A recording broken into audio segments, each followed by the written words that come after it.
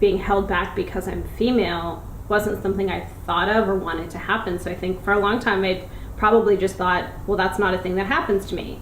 And then when I realized it did, I thought, well, how did I screw that up? I've been trying all along to make sure that doesn't happen, and I never really felt it, but somehow there it is.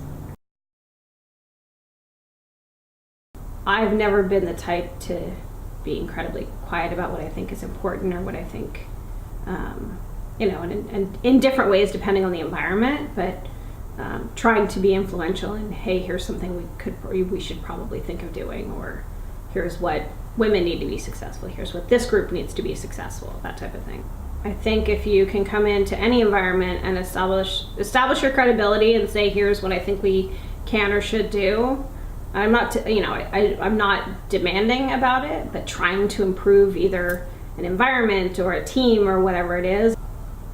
I didn't ever think being female was something that held me back, because I never thought of it that way.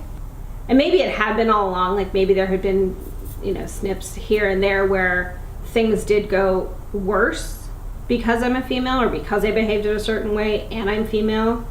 But it never really caught up to me, I don't think, or became something I noticed, except maybe in the last 5+ years. And I think I'm at a point in the career path where it's actually a thing.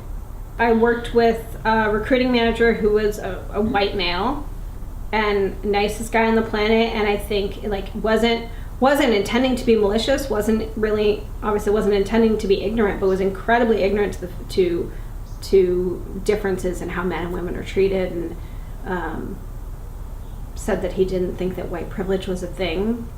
And I see where he's coming from. He had worked and from his personal perspective, he had worked in government contracting for many years. So from his view, he saw women get promoted ahead of him because they had quotas, because they had certain guidelines and they had to do these things. So he saw it as women who weren't equally qualified or weren't qualified for the job getting promoted ahead of him and doing a terrible job, which, yeah, that's a poor example of trying to equalize the workforce, but it doesn't mean that being a white male has, he said, if anything, it's worked against me. And I said, you should never say that outside this conversation. Never say that again.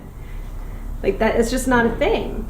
But from his perspective, that was his actual experience. And I get that. It's a very real thing, but maybe just not in your world.